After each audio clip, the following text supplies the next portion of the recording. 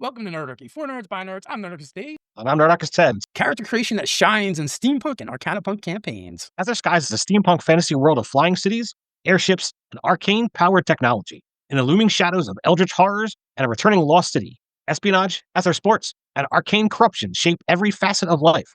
Down in the description below, you'll find a link to our first ever Aether Skies game and the current 5e D&D game. Character creation in Aether Skies tempts players with archetypes like the noble airship captain, edgy ethermancer, or the daring spy, but without grounding them in real flaws and purpose, they risk becoming cliches in a setting where politics, Cold War espionage, and arcane addiction are rampant. Characters must wrestle with inner demons just as much as outer ones. First up, the flaw of the flawless hero. In a world so morally gray, good guys without internal struggles don't ring true.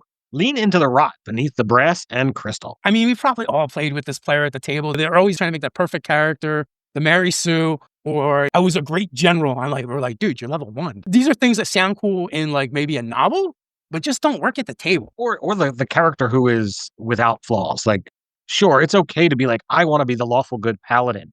But if you don't have a vice, you don't have something that is there to overcome, you're going to fall flat. There was a time, and I definitely bit into this hard, of not being tempted into the darker powers or into making bad decisions. Heck, in the current Aether Skies game, my character made a poor decision, and I knew it. And I'm like, you know what? I like this idea. And I feel for who my character is. Not only did it become like a no-brainer mechanically, but it became a cool like thing for my character to now be like, holy shit, he lost part of an arm. His primary one at that. And he's an artificer. He works with tools. And he told the captain, all right, cut it off. The key is trying to figure out what makes your character more human, what makes your character more dwarven, elven, Warforged, whatever they are, right?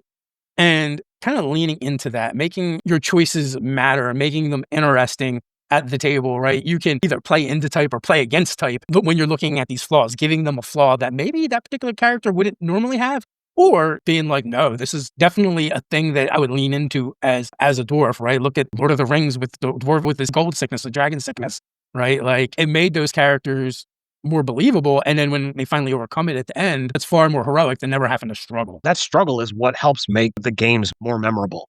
And it doesn't have to necessarily be a species or a race thing. The fighter who wants the best weapon that's out there and argues with somebody just because they think that this part of the loot should be theirs. Or you could lean into a background or just something in your character's backstory that just is like, all right, this is where my character has blinders, or this is where my character is leaning and isn't going to look at that. I played a character who's like, all right, rolled it randomly or chose it, I forget which, but the personality traits that are in there, it's like, oh, my character doesn't lie. And I didn't really think about it. You know, I'm like, all right, I dumped charisma. I don't have proficiency in deception. So sure, yeah, my character just can't lie because I'm not going to pass the checks anyway.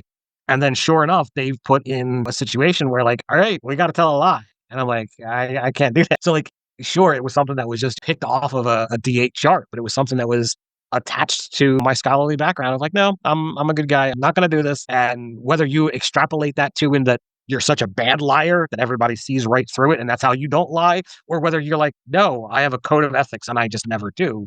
Both things represent the same way, but become something totally different at the table. Or a third way is your character's just so naive, they don't think to lie, right? So Another reason I bring that up is because you mentioned 2 ways. I mentioned a third way of playing the same character trait, like to make it interesting. And in that particular game, that did become interesting because the other players didn't know that in the beginning, nor did their characters know that. But they found out the hard way. And then from that moment on, when there was any time where deception was necessary, like the other characters are like crawling all over themselves, trying to hold back this character from doing any speaking. They're like, we need to silence this person. The gag comes out, they're dragging them away from the bargaining table, whatever it takes.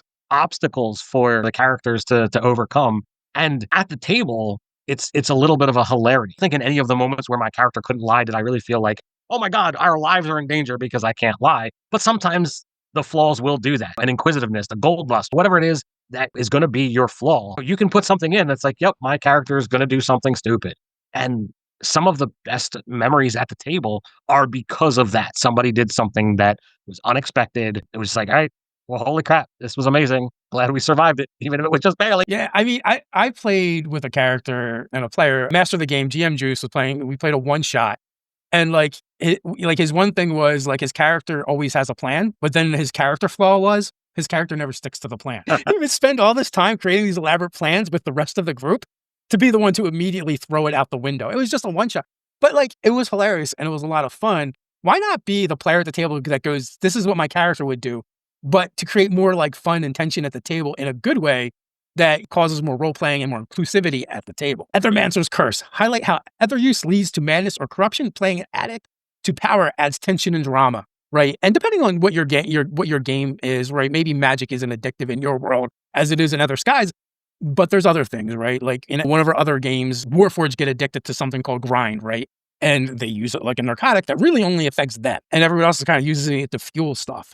But they're using it to get high, and it kind of creates problems. Matter of fact, like one of the next characters that I'm going to be playing is, I'm very much severely thinking about playing a Warforged that has a grind addiction. That'll be interesting to look at in Robin's game here on the channel. The Old Guard, my character started off being an alcoholic. Now, it took till the first time that we had like, a certain amount of time had passed for me to finally shrug off the permanent levels of exhaustion, which is how we were dealing with my withdrawal symptoms. It was utterly crazy.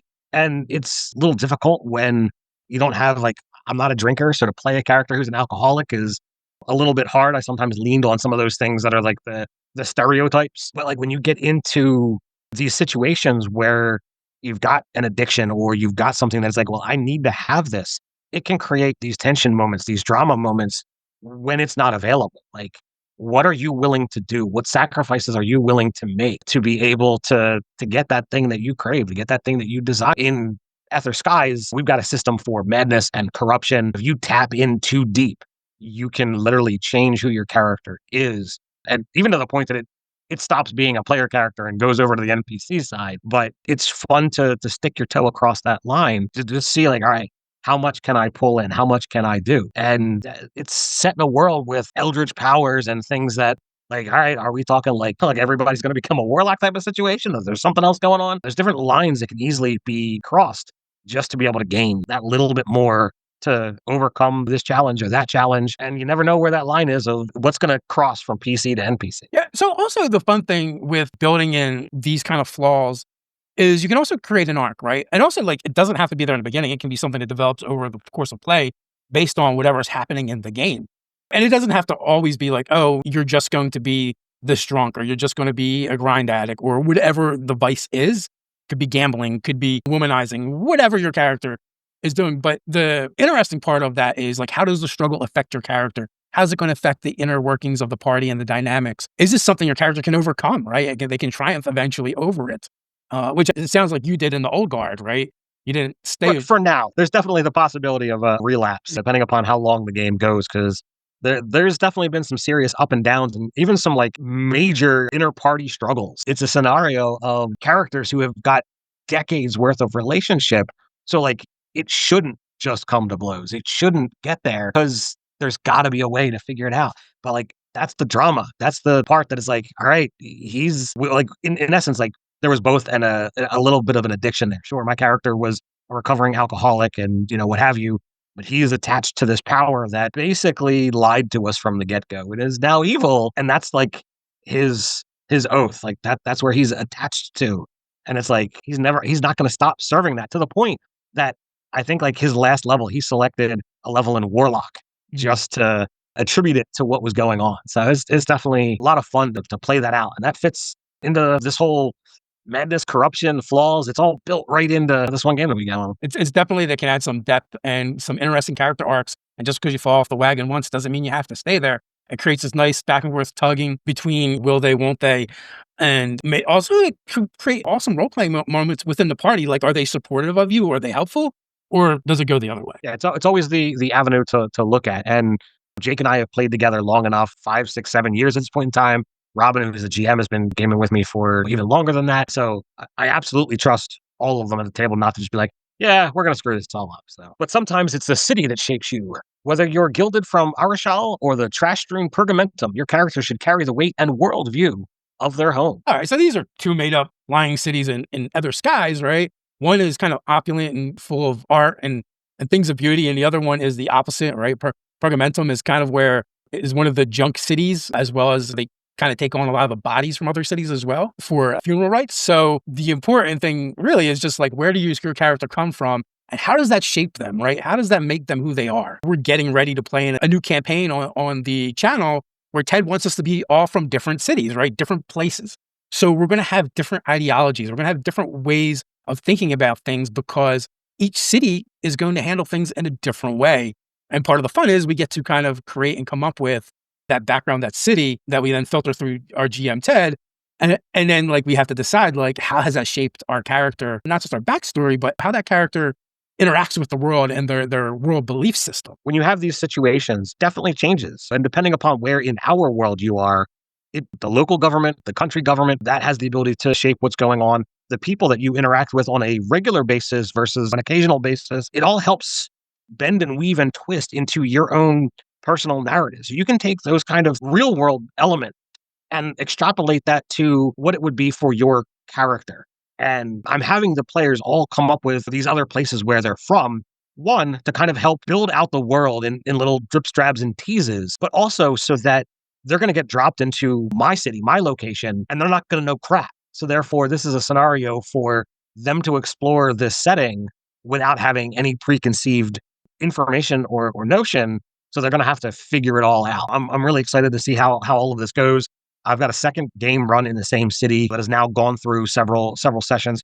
Different storyline, different characters, but they are in a similar element. They're not even from this setting. They're from somewhere else. So like they don't even know the world, let alone this particular dome. I love the fish out of water from two different angles, right? And this could be an interesting aspect of the character where they get to flavor your gaming sessions a little bit with the worldview that they're bringing.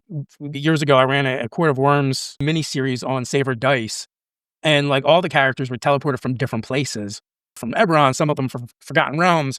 But like their characters were kind of flavored with whatever it was that they came from, right? Even two different characters from Forgotten Realms, one being a drow from the Underdark, where another being a gnome from the surface world in Forgotten Realms. You're going to have completely different worldviews, even though they're from the same world, same setting. And then they get to kind of view the world they're in as outsiders. I kind of love that when I have the opportunity, even when I did my Aether Skies game in D&D in a castle, I gave the players the option of being from there or being from somewhere else. And it was a mix, right? Some of them, so they're like, you know what? I don't want to learn all the lore of your world, which is totally valid. Instead, like, I'll just be an outsider and I'm just figuring it out as I go along. And honestly, personally, in some ways, I prefer that too. So that you get to like unveil things slowly but surely to the players and kind of you all experience it together. Well, the fun element is one, exposition is always great when players have no clue about what things are. So when you get to be able to be like, oh, here's something that's really cool, that can excite certain players. I love getting these little nuggets of lore and exposition when I play because it makes me feel as a character and player more immersed in what's going on. But at the same time, from me as a GM, when you game with new players in a setting that you're making, sometimes they're going to ask questions that are like, I didn't think of that. So I have to now work on this. Let me create that.